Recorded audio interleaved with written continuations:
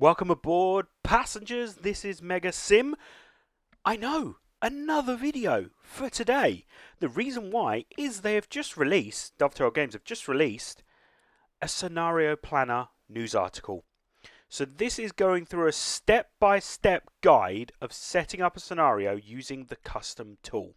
So what we'll do is we'll look at the screenshots that we've got, and we're going to kind of go through this together before we do it in real life next month. But first, step one, name your scenario.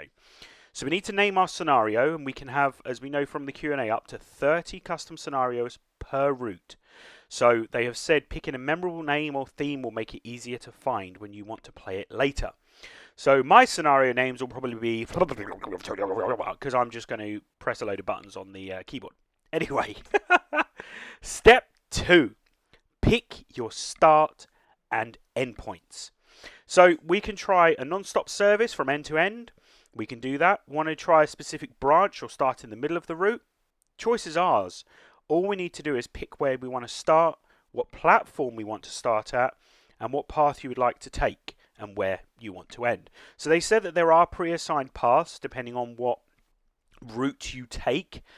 So if it's freight, ICE, passenger, things like that. Unfortunately, you can't go down the wrong way of the route. It has to be the correct legal way.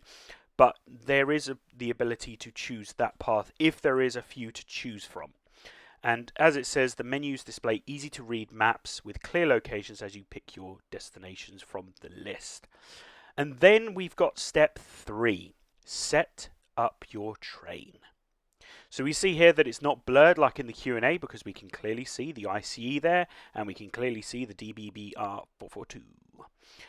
And we also see that there is a 25 meter length of the ICE and a 19 meter length. 19 meter? It's not, it's 195 meters and 390 meters anyway. I don't know what's going on there, but yeah, ignore what I've just said.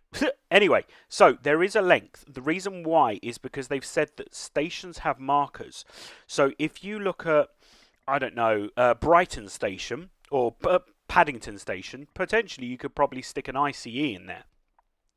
But go for something like the New Haven Harbour, maybe that marker system is too small to fit an ICE in.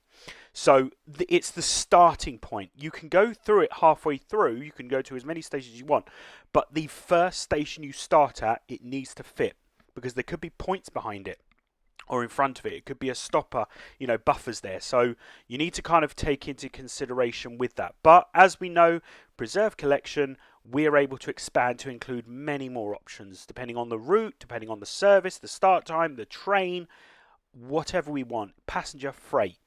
If it's ticked, we get it. So if you notice on this second image, we've got player service and we've got passenger service. So player service is me. I am the player. So if you untick that, it will be an AI train.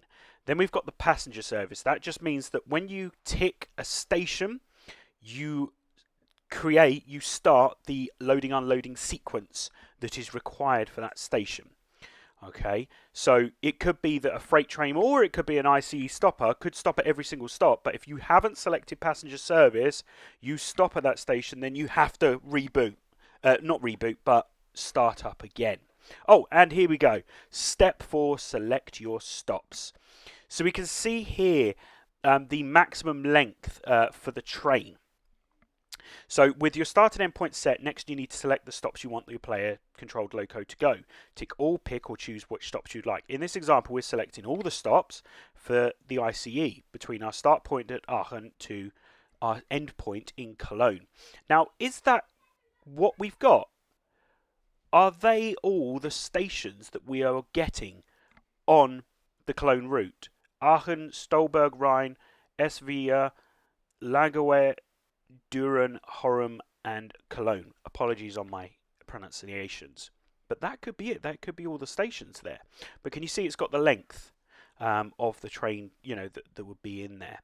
And then step 4, we've kind of already mentioned it, but we can set up AI trains. We do the same thing by setting the train and the route, etc., the platforms, but we don't set the passenger, the player.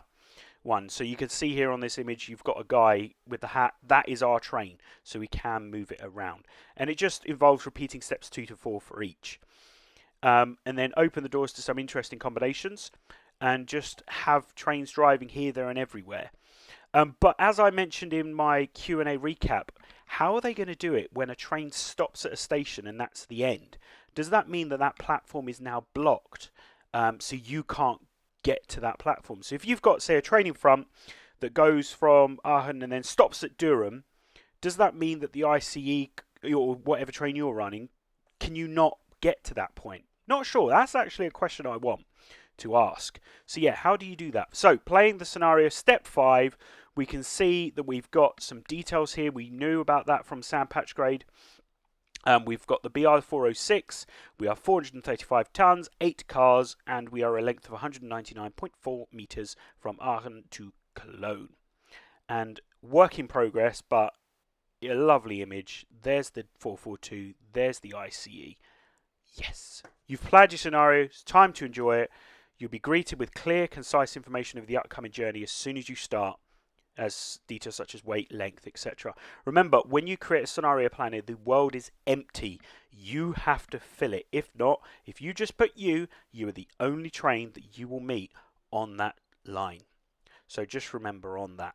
And then, as I said at the end, you can turn on the off the rails setting, where you're able to drive anywhere and anything. So define the laws of physics. If you want to drive the AC 4400 on the Bakerloo line, we're not stopping you. And actually, that image there looks like the Bakerloo line there, and then the other side is the main line. So hopefully they've not mentioned it, but could they have AI fast trains? They've got the models for it from Train Simulator. Could they have some fake trains, AI trains just kind of going past? Because it will look pretty empty. But yeah, this is good. Thank you so much, Dovetail, for releasing this scenario planner.